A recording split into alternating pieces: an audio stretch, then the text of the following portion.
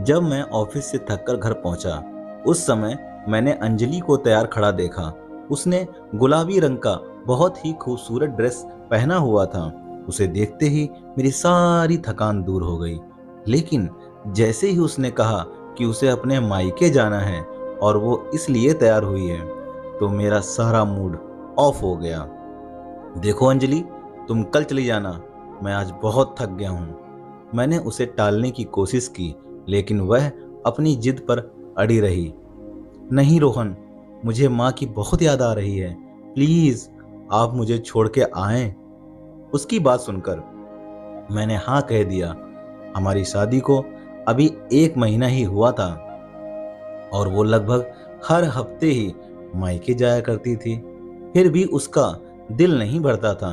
लेकिन मैं क्या करता, मुझे अंजलि से बेइंतहा मोहब्बत जो हो गई थी, इसलिए उसके किसी बात को टालना मुश्किल हो जाता था। मजबूरन मैंने उसे थोड़ा इंतजार करने को कहा और फ्रेश होकर उसे मायके पहुंचा के आ गया। उसने कहा था कि रात को मैं उसे लेने आ जाऊं। मैं जल्दी से वापस लौटा क्योंकि मैं बहुत थका हुआ था और आज मेरी तबीयत भी कुछ ठीक नहीं लग रही थी। लेकिन मैं अंजलि को इस बारे में नहीं कह पाया। मैंने जैसे ही अपने गेट के सामने अपनी कार रोकी, तो अचानक मेरी नज़र मेरे पड़ोसी के घर की तरफ गई। तो मुझे आश्चर्य का बड़ा झटका लगा, क्योंकि उनकी छत पर एक ड्रेस लटक रहा था और हूबहू वही ड्रेस मैंने अभी अभी अंजलि को पहने हुए देखा था। बिल्कुल वही रंग और वही प्रिंट। मैं काफी देर तक उसे देखता रहा। कैसा अजीब इत्तेफाक है। मैंने मन ही मन सोचा कि हो सकता है अंजलि और भाभी ने एक साथ ही शॉपिंग की हो, इसलिए एक जैसा एक ड्रेस खरीदा हो। मैं इन्हीं ख्यालों में खोया हुआ था और जैसे ही चौकीदार ने गेट खोला, मैं कार अंदर ले गया। मैंने नौकर को कहा कि कोई मुझे डिस्टर्ब ना करे, मैं थोड़ी देर आराम करने वाला हूँ। उस दिन मैंने इस बारे में ज़्यादा नहीं सोचा, क्योंकि अक्सर ऐसे इत्तेफाक होते रहते हैं। मैं रात में अंजलि को वापस लेकर आया था, लेकिन मैं उसे ये बात बताना भूल गया कि यही ड्रेस हमारे पड़ोस वाली भाभी के पास भी है। लेकिन 2 दिन बाद मेरी हैरानी की इंतहा न रही जब अंजलि ने मुझे बताया कि वह अपने मायके जाना चाहती है, क्योंकि आंटी की तबीयत ठीक नहीं है। इस वक्त वो नीले रंग के बेहद ही खूबसूरत ड्रेस में थी। मैंने उसकी तरफ प्यार भरी नज़रों से देखा। वो आज भी बहुत खूबसूरत लग रही थी। थोड़ी देर बाद मैंने उसे उसके मायके पहुंचाया, लेकिन जैसे ही मैं घर पहुंचा तो दंग रह गया, क्योंकि मेरे पड़ोसी के टेरेस पे आज भी वही ड्रेस लटक रहा था जो आज अंजलि ने मायके जाते समय पहना हुआ था। ऐसा कैसे हो सकता था? मुझे बहुत अजीब सा लगा, लेकिन इस बार मैंने इसे सिर्फ एक इत्तेफाक समझा और अपने काम पर लग गया। लेकिन जब तीसरी बार ऐसा हुआ तो मेरी सोच शक में बदल गई। कहीं ऐसा तो नहीं कि अंजलि मायके का बोलकर मेरे पड़ोसी के घर जाया करती हो? लेकिन ऐसा कैसे हो सकता है? मैं खुद उसे अभी अभी मायके छोड़कर आया था और उसका मायका काफ़ी दूर भी था। यह सब इतनी जल्दी कैसे हो सकता था? लेकिन उस दिन मुझसे रहा नहीं गया और जिज्ञासा के मारे मैंने अपने ससुराल की तरफ कार दौड़ाई और मैं जैसे ही वहां पहुंचा तो देखा कि अंजलि उसी ड्रेस में थी और मुझे देखकर हैरान रह गई। रोहन, आप अभी तक गए नहीं? उसने हैरानी से पूछा। तो मैं कुछ शर्मा सा गया और मन ही मन में खुद को टोकने लगा। मैं कितनी बेवकूफ़ी भरी बातें सोच रहा था। अंजलि के माँ बाप का घर तो हमारे घर से काफ़ी दूर था। भला वो वहाँ कैसे जा सकती थी? मैंने मन ही मन अपने आप को धिक्कारा और घर वापस लौट आया और ध्यान से अपने पड़ोसी राघव के घर की तरफ देखा, जहाँ वही ड्रेस अभी तक लटका हुआ था। मुझे एक पल के लिए भी चैन नहीं आ रहा था। इत्तेफाक 1 या 2 बार हो सकता है, लेकिन बार बार नहीं, लेकिन मैं ये बात जुबान पर लाने से डरता था। अभी मेरी शादी को दिन ही कितने हुए थे और अंजलि को मेरी बात से कितनी तकलीफ हो सकती है, ये सोचकर मैं चुप हो गया। मुझे वो दिन याद आ रहा था जिस दिन मेरी शादी हुई थी और मैं अंजलि को दुल्हन बनाकर घर ले आया था। उसी दिन मेरा पड़ोसी राघव मेरे घर बधाई देने आया था और उसने माफी मांगी कि वह शादी में नहीं आ सका क्योंकि आज उसकी भी शादी थी। उसकी बात सुनकर मुझे सुखद आश्चर्य हुआ। सच में मैंने मुस्कुराकर उसे गले से लगाकर बधाई दी और उसने लाए हुए मिठाई के डिब्बे में से एक लड्डू निकालकर जबरदस्ती मुझे खिलाया। वो बहुत खुश लग रहा था अपनी शादी से। खैर, खुश तो मैं भी बहुत था। मेरी भी लव कम अरेंज मैरिज थी अंजलि से। जब मैंने पहली बार अंजलि को देखा था उसी वक्त उसे दिल दे बैठा था। वो मेरी सेक्रेटरी से मिलने मेरे ऑफिस आई थी। वो मेरी सेक्रेटरी सुमन की दोस्त थी और उन दोनों को शॉपिंग के बाद एक साथ लंच पे जाना था, जिसके लिए सुमन ने मुझसे पहले ही छुट्टी ले ली थी। संयोग से उसी वक्त मुझे किसी काम से बाहर जाना था। जैसे ही मैं अपनी केबिन से निकला तो सीधा अंजलि के ऊपर मेरी नज़र पड़ी और फिर मैंने उसे देखा तो देखता ही रह गया दोस्तों। वो इस तरह मुझे अपनी ओर देखता पाकर थोड़ी देर के लिए असहज महसूस करने लगी और मैंने जल्दी से अपनी नज़रों का रुख मोड़ दिया। मैं ना चाहते हुए भी वहां से निकल आया और जैसे ही मैंने पीछे मुड़कर देखा वो दोनों मेरे पीछे ही बातें करते हुए निकली थी। अंजलि सुमन के किसी बात पर खिलखिलाकर हंसी थी और उसके लंबे बाल हवा में लहराते हुए उसके चेहरे पर आ रहे थे, जिन्हें वो बार बार पीछे कर रही थी। मैंने मौका देखकर सुमन से कहा कि अगर वो चाहे तो मैं उन्हें लिफ्ट दे सकता हूँ क्योंकि मुझे भी उसी तरफ ही जाना है। मैंने झूठ बोला, लेकिन मुझे उस तरफ नहीं जाना था जिस तरफ उनका प्रोग्राम था, मगर दिल के हाथों मजबूर होकर मैंने उनसे कहा था। मेरी बात पर सुमन बहुत खुश हुई और अंजलि का हाथ पकड़कर कार में बैठ गई। लेकिन अंजलि कुछ झिझकते हुए बैठी थी। मेरा दिल जैसे हवाओं में उड़ने लगा था। बैक व्यू मिरर से मैं उसे ही देखे जा रहा था और मैंने उसी दिन ही फैसला कर लिया था कि अपना जीवन साथी सिर्फ और सिर्फ अंजलि को ही बनाऊंगा। मैं उसकी मोहब्बत में इस तरह कैद हो चुका था कि मुझे सब्र भी ना हो सका और 2 दिन बाद ही मैंने सुमन से सब कुछ कह दिया। वो मेरी बात सुनकर बहुत खुश हो गई और उसी ने बताया कि अंजलि एक लोअर मिडिल क्लास फैमिली से ताल्लुक़ रखती है और जॉब करके अपने माँ बाप की और अपने छोटे भाई बहनों की देखभाल करती है। अगर वो चाहे तो मैं उन्हें लिफ्ट दे सकता हूँ क्योंकि मुझे भी उसी तरफ ही जाना है। मैंने झूठ बोला, लेकिन मुझे उस तरफ नहीं जाना था जिस तरफ उनका प्रोग्राम था। मगर दोस्तों, दिल के हाथों मजबूर होकर मैंने उनसे कहा था। मेरी बात पर सुमन बहुत खुश हुई और अंजलि का हाथ पकड़कर कार में बैठ गई। लेकिन अंजलि कुछ झिझकते हुए बैठी थी। मेरा दिल जैसे हवाओं में उड़ने लगा था। बैक व्यू मिरर से मैं उसे ही देखे जा रहा था और मैं उसी दिन ही फैसला कर लिया था कि अपना जीवन साथी सिर्फ और सिर्फ अंजलि को ही बनाऊंगा। मैं उसकी मोहब्बत में इस तरह कैद हो चुका था, मुझे सब्र भी ना हो सका और 2 दिन बाद ही मैंने सुमन से सब कुछ कह दिया।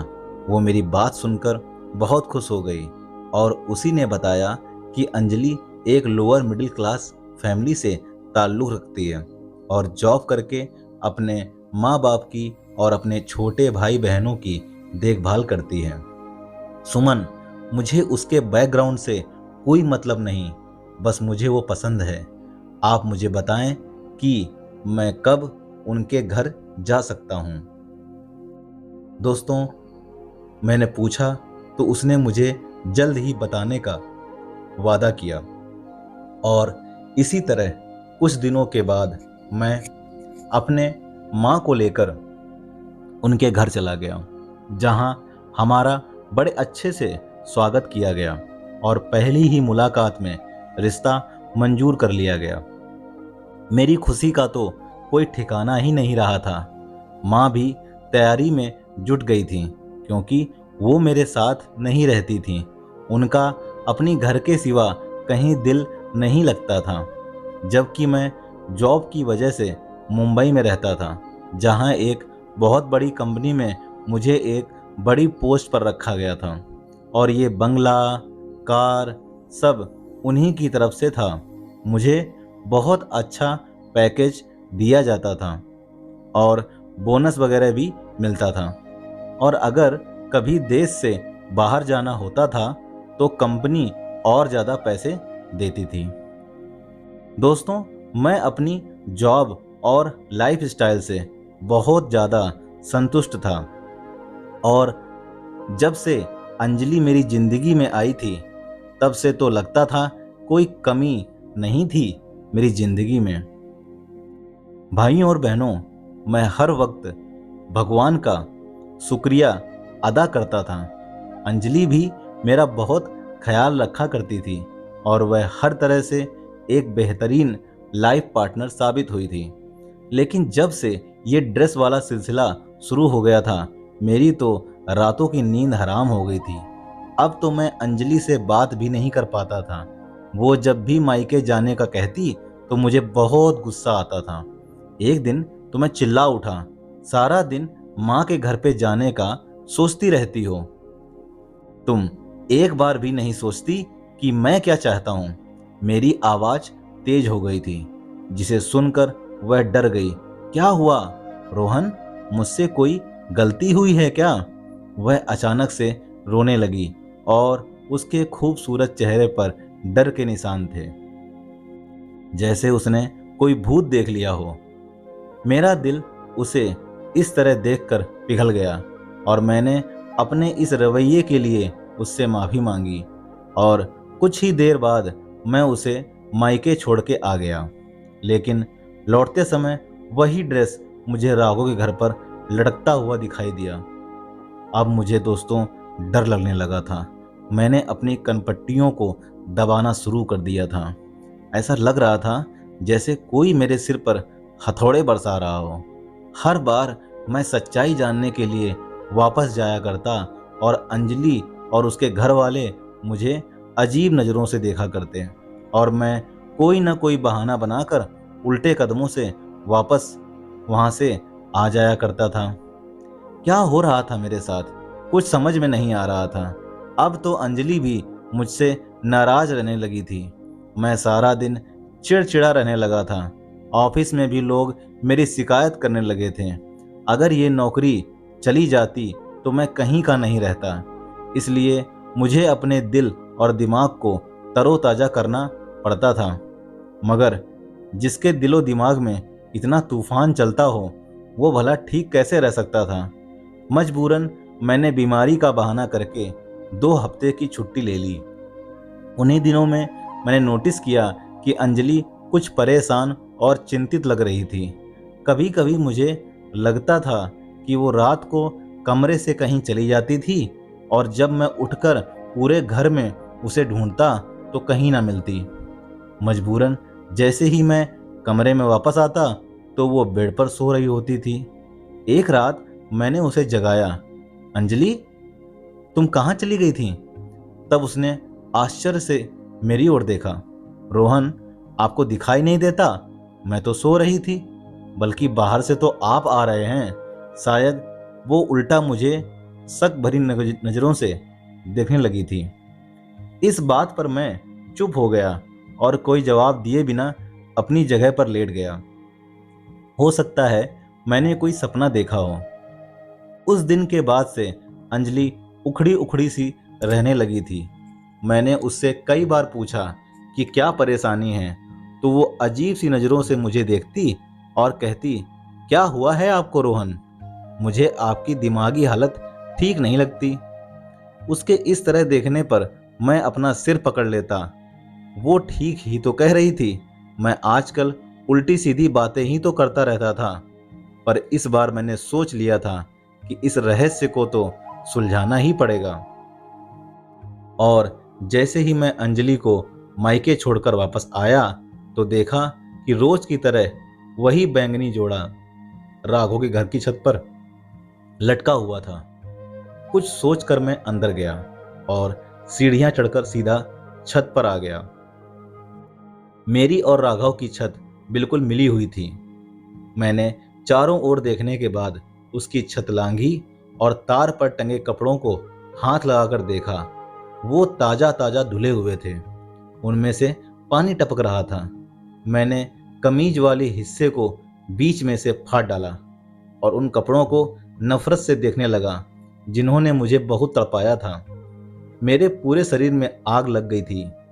मैं जैसे आया था वैसे ही वापस चला गया और फिर से अपने ससुराल की तरफ कार दौड़ाई। आज मुझे सच्चाई का पता लगाना था दोस्तों, और आज दूध का दूध और पानी का पानी करना था। मैंने तेज रफ्तार से कार चलाई और जैसे ही मैंने अंजलि के घर का दरवाज़ा खटखटाया तो अंजलि ने ही दरवाज़ा खोला। वो मुझे देखकर हैरान नहीं हुई थी, क्योंकि मैं हमेशा ही वापस आ जाया करता था, लेकिन उसे देखकर तो मेरे पैरों तले से ज़मीन खिसक गई, क्योंकि उसकी कमीज का दामन बीच में से फटा हुआ था, बिल्कुल वैसे ही जैसे मैंने फाड़ा था। ये सब देखकर मुझे इतना गुस्सा आया कि मैं अपने होशो हवास खो बैठा और बिना सोचे समझे अंजलि के गाल पर जोर का थप्पड़ दे मारा। वो इस हमले के लिए तैयार ही नहीं थी और चकरा कर गिर पड़ी और जोर जोर से चिल्लाकर सबको बुलाने लगी, माँ, भाई, पिताजी। उसके इस तरह के चिल्लाने पर सबके सब इकट्ठे हो गए थे और मुझे कुछ दिखाई नहीं दे रहा था। मैंने उसका हाथ पकड़कर खींच लिया, चलो मेरे साथ। मैं भी चिल्लाया, क्या हुआ बेटा, आप ऐसा क्यों कर रहे हैं? मेरे सास ससुर हैरान परेशान बीच में आ गए और पूछने लगे। मेरी सांस फूल रही थी, आप ये सब अपनी बेटी से क्यों नहीं पूछते? किसको बेवकूफ़ बना रही है ये? मैं उसकी तरफ इशारा करके उनको बताने लगा। मगर बेटा, इसने किया क्या है? मेरे ससुर ने मेरा हाथ पकड़कर नरमी से पूछा। अंकल, इससे पूछें कि इसकी कमीज कैसे फटी है। मैंने अपनी सांस को नियंत्रित करते हुए बड़ी मुश्किल से कहा। मेरी बातों से वो सब चौंक कर एक दूसरे की ओर देख रहे थे, लेकिन इसकी कमीज तो अभी अभी गेट से अंदर आते हुए दरवाजे पर लगी कील में फंसकर फटी है। बेटा, वो सब एक जवान होकर मुझे बताने लगे और अंजलि अभी तक जमीन पर बैठी आंसू बहाए जा रही थी। ये नहीं हो सकता, आप सब इसके साथ मिले हुए हैं, इसके झूठ में इसका साथ दे रहे हैं। मैं अब अपने दिमाग से बाहर हो चुका था और अंजलि को जबरदस्ती घसीटता हुआ वहां से ले आया। उसके माता पिता गिड़गिड़ाने लगे, लेकिन मुझे कुछ सुनाई नहीं दे रहा था। अंजलि पूरे रास्ते रोती रही, लेकिन मुझे अब उस पर जरा सा भी दया नहीं आ रही थी। घर पहुंचकर मैंने उसके बालों को पकड़ा और बोला, बताओ क्या चक्कर है तुम्हारा राघव के साथ? ये आप क्या कह रहे हैं रोहन? वो चीखी, लेकिन मुझे उसकी कोई परवाह नहीं थी। मेरी बात सुनकर उसके चेहरे का रंग उड़ चुका था। ये क्या पागलपन है? आप इतना गलत कैसे सोच सकते हैं? वो चिल्लाई, लेकिन मुझे अब उसकी कोई परवाह नहीं थी। मैं कोई गिरा हुआ इंसान नहीं था जो आंखों देखी मक्खी निगल लेता, मगर वो लगातार इनकार किए जा रही थी। मेरे गुस्से से बुरा हाल था। मैंने उसे कहा, अगर वो सच सच बता देगी तो मैं उसे कुछ नहीं कहूँगा, बस वो एक बार अपनी बात मान ले। मुझे लग रहा था कि मेरे दिमाग की नसें फट जाएंगी और तभी अचानक मैंने देखा कि पुलिस वहां पहुंच गई थी। उनमें से एक महिला कांस्टेबल ने आते ही अंजलि को मेरी हाथों से छुड़ाया और उसे सोफे पर बिठा दिया। उसका बयान लेने लगी, जबकि मुझे हथकड़ी पहना दी गई थी। ये सब क्या है? मैं चिल्लाया। ये तो बेटा आपको थाने चल के पता लग जाएगा। वो पुलिस इंस्पेक्टर हंसने लगा और मुझे घसीटता हुआ पुलिस की गाड़ी में डाला, जबकि जाते वक्त मेरे कानों में अंजलि की आवाज लगातार गूंजती जा रही थी। ये मेरा पति पागल है। पहले दिन से ही इसे पागलपन के दौरे पड़ते आ रहे हैं। अंजलि पुलिस को बताए जा रही थी और मुझे अपने कानों पर यकीन नहीं हो रहा था। वो जिसे मैंने दिलो जान से चाहा था, वो ये क्या कह रही थी? मेरे हवालात का आज दूसरा दिन था और अंजलि ने मेरी खबर तक न ली थी और मुझे उस बात पर बिल्कुल भी विश्वास नहीं हो रहा था। जो कुछ भी उसने पुलिस को बताया था कि मैं एक दिमागी मरीज हूँ और मुझे पागलपन के दौरे पड़ते हैं, तब मैं उस पर जुल्म करता हूँ। उसका यह कहना था कि उसने यह बात अपने माता पिता को कभी नहीं बताई, लेकिन उस दिन उन्होंने अपनी आंखों से सब कुछ देखा था। लेकिन सबसे चौंकाने वाली बात यह थी कि उस रात पुलिस को राघव ने ही कॉल किया था, जो मेरा पड़ोसी था और जिसकी वजह से ये सारा सिलसिला शुरू हुआ था। मुझे आश्चर्य के वार पे वार हो रहे थे। ये सब क्या था? मुझे कुछ समझ नहीं आ रहा था। अंजलि ने मेरे खिलाफ केस फाइल किया था और न जाने क्या क्या आरोप लगाए थे मुझ पर। मेरे माता पिता बहुत कोशिश कर रहे थे, लेकिन मेरी जमानत नहीं हो पा रही थी। मामले के अनुसार मेरा मेडिकल चेकअप होना था और रिपोर्ट आने के बाद ही मेरी जमानत हो सकती थी। और 2 दिन बाद जब मनोचिकित्सक ने मुझसे सवाल पूछे तो मैंने उनको सारा किस्सा सुना दिया, जिससे सुनकर वो भी मुझे ऐसी नज़रों से देखने लगे जैसे मैं कोई पागल हूँ। और उनके इस तरह देखने पर मुझे अचानक गुस्सा आ गया। आपको क्या लगता है मैं पागल हूँ? मैंने गुस्से में आकर पूछा तो वो मुझे समझाने लगे, देखिए मिस्टर रोहन, आप जो किस्सा बता रहे हैं वो नामुमकिन सी बात है। इत्तेफाक 1 या 2 बार हो सकता है, लेकिन बार बार नहीं। वो आराम से कह रहा था, बल्कि मेरी सांसें बढ़ने लगी थी। डॉक्टर साहब, यही तो मैं समझा रहा हूँ, वो इत्तेफाक नहीं था। मैं अब अपने आप पर काबू नहीं रख पा रहा था। और डॉक्टर ने मेरी हाँ में हाँ मिलाकर मुझे खामोश कर दिया, जबकि रिपोर्ट में उन्होंने मुझे एक मानसिक रोगी ही लिख दिया था, जिसके परिणाम स्वरूप जज ने मुझे 2 महीने के लिए मेंटल हॉस्पिटल में भेज दिया। मैं चीखता चिल्लाता रहा कि मैं पागल नहीं हूँ, लेकिन वहाँ किसी को कोई फर्क नहीं पड़ा। सब लोग मुझे तरस भरी निगाहों से देखे जा रहे थे। मुझे अस्पताल में हर जगह यही सुनना पड़ा, बेचारा कितना सुंदर नौजवान है, देखो, जाने क्या सदमा लगा के अपने होश खो बैठा है। एक नर्स ने मुझे देखकर दूसरी से कहा, जबकि मैं सचमुच पागलों की तरह बुद्धू बना बैठा था। इन 2 महीनों में मेरे साथ जो कुछ भी हुआ था वह मेरी समझ से परे था। शायद मैं सचमुच पागल हो चुका था। मुझे पागल खाने में 1 हफ्ता हो चुका था जब मुझसे कोई मिलने आया। मैं मुलाकात वाली जगह पर पहुंचा तो वहां राघव और अंजलि को देखकर मुझे जोर का झटका लगा। तुम दोनों एक साथ? मैं बस इतना ही कह सका था। हाँ रोहन, हम दोनों साथ में इसलिए आए हैं ताकि तुम्हें तुम्हारी गलती बता सकें। वो मुस्कुराया। तुम्हें नेहा याद है? अचानक उसने पूछा। कौन नेहा?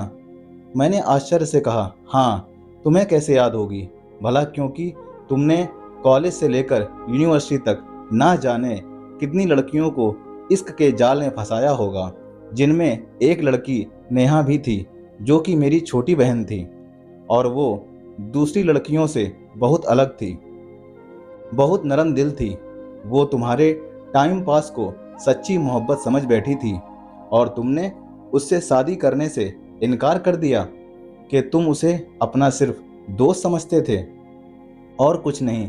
तब उस मासूम लड़की ने छत से कूदकर अपनी जान देने की कोशिश की थी, जिसमें वो बच तो गई लेकिन हमेशा हमेशा के लिए अपाहिज हो गई और अब तक वो सिर्फ दवाओं के सहारे ही जिंदा है। मैं जब भी अपनी बहन को इस हालत में देखता था तब मुझे उस आदमी से सख्त नफरत महसूस होती थी। फिर एक दिन मुझे नेहा की डायरी मिल गई जिसमें उसने तुम्हारे बारे में सब कुछ लिखा था और उसी दिन मैंने तुमसे बदला लेने का फैसला किया। मैं तुम्हें बर्बाद कर देना चाहता था। सबसे पहले तो मैंने तुम्हारे घर के बगल में घर खरीद लिया। अंजलि जो मेरे ही ऑफिस में काम किया करती थी, इसकी छोटी सी जॉब थी। बड़ी मुश्किल से इसके घर का खर्चा चलता था, लेकिन ये बहुत खूबसूरत थी, इसलिए मैंने अंजलि को एक बड़ी रकम के बदले में ये सब नाटक करने को कहा था। और मेरी खुशी का ठिकाना ना रहा था जब तुमने अंजलि को पहली ही नज़र में पसंद कर लिया था। मुझे पता था कि तुम अंजलि जैसी खूबसूरत लड़की को कभी इग्नोर नहीं कर सकते और तुमने अंजलि से शादी कर ली थी। फिर मैंने जो प्लान बनाया था उसको अंजाम देना शुरू कर दिया। पहले तो तुमने कई दिन तक मेरे घर की तरफ नहीं देखा, मगर एक दिन तुम्हारी भटकती हुई नज़र मेरे छत पर पड़ ही गई, जो कि तुम्हारी बर्बादी का कारण बनी। और यही नहीं, मैंने अंजलि को कुछ ऐसी दवाइयाँ भी दी थीं जिससे तुम अपना होश खो बैठो और तुम्हें गुस्सा आता रहे, ताकि हर कोई तुमको पागल समझे। ये सब बताते हुए वो बहुत खुश लग रहा था। उसके होठों पर उपहास भरी हंसी थी, जबकि अंजलि खामोश खड़ी थी। मुझे धीरे धीरे सब कुछ याद आने लगा था। अब मुझे गुस्सा नहीं आया करता था, क्योंकि मैं एक नर्म स्वभाव का बंदा था और ये सब राघव की दी हुई दवाइयों का चमत्कार था। जबकि यहाँ मुझे शांत रहने की दवाई दी जाती थी। अब मुझे पागलपन के दौरे नहीं पड़ते थे और आज भी मैं पूरे होशो हवास में था। मैंने बड़ी मुश्किल से अपना मुंह खोला और बोला, नेहा के साथ जो कुछ हुआ उसका मुझे बहुत अफसोस है, लेकिन तुमने बहुत बड़ी भूल कर दी। नेहा और मैं क्लासमेट थे, लेकिन नेहा जिस रोहन को चाहती थी वो हमसे सीनियर था। मेरी तो नेहा से कभी हाय हेलो भी नहीं हुई थी। वो हर वक्त फाइनल ईयर के रोहन के साथ दिखाई देती थी, जो एक अमीर बाप की बिगड़ी हुई औलाद था और हर रोज एक नई लड़की को फंसाता था। मुझे कुछ पता नहीं था कि नेहा ने यूनिवर्सिटी आना क्यों बंद कर दिया था। मुझे बस अपनी पढ़ाई से मतलब था और जब तुमने नेहा की डायरी में रोहन नाम लिखा देखा, तब बदकिस्मती से उसके क्लास में जो रोहन था वो मैं था। तुमने बस उसके क्लास में देख के मुझे समझ लिया कि मैं वही रोहन हूँ और आ गए मेरी ज़िंदगी बर्बाद करने। कम से कम एक बार किसी से पूछ तो लेते कि नेहा के साथ कौन होता था। सदमे और दर्द से मेरा बुरा हाल था। मुझे उस गुनाह की सज़ा मिली थी जो मैंने किया ही नहीं था। मेरी कहानी सुनकर राघव और अंजलि सदमे में आ चुके थे। उन दोनों के चेहरे देखने लायक थे, जबकि मैं संतुष्ट था कि मैंने कोई गुनाह नहीं किया था। उस दिन तो वो दोनों चले गए और 2 दिन बाद ही मुझे छोड़ दिया गया। राघव और अंजलि ने अपना गुनाह कबूल कर लिया था। जब मुझे पता चला तो मैंने जल्दी से अपने वकील से बात की और उन दोनों को माफ़ कर दिया। मैं जानता था उन्होंने अपराध किया था, लेकिन अंजलि ने गरीबी से तंग आकर ये ऑफ़र कबूल किया था। वो अपने बीमार पिता की दवाइयाँ और घर का खर्चा पूरा नहीं कर पा रही थी और राघव ने बदले की आग में ये सब किया था।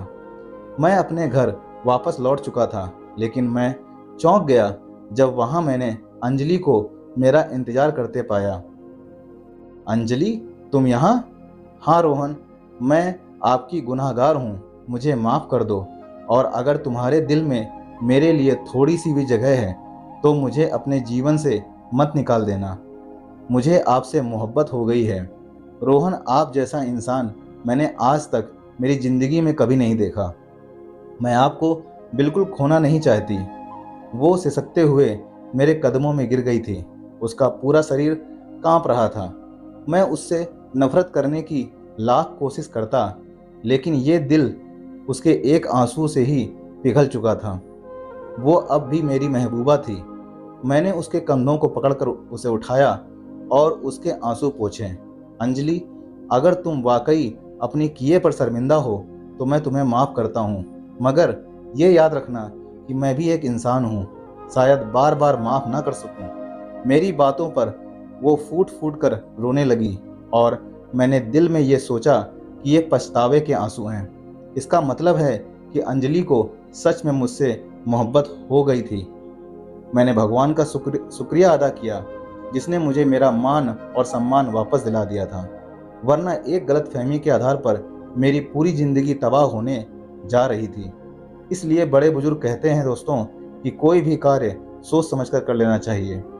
तो भाइयों और बहनों, अगर मेरी आज की कहानी आपको पसंद आई हो तो वीडियो को लाइक कीजिए, शेयर कीजिए और कमेंट भी कीजिए। और हाँ, सबसे ज़रूरी बात, अगर आपने अभी तक मेरे चैनल को सब्सक्राइब नहीं किया है तो प्लीज़ सब्सक्राइब करें। तो भाइयों और बहनों, मिलते हैं अगले वीडियो में एक और दिलचस्प कहानी के साथ। तब तक के लिए दोस्तों नमस्कार, धन्यवाद भाइयों और बहनों। साथ ही साथ दोस्तों, आपके सामने जो बेल आइकन है उसको दबा दीजिए, ताकि आपको मेरी सारी स्टोरीज सबसे पहले आपके चैनल पे दिखाई दें।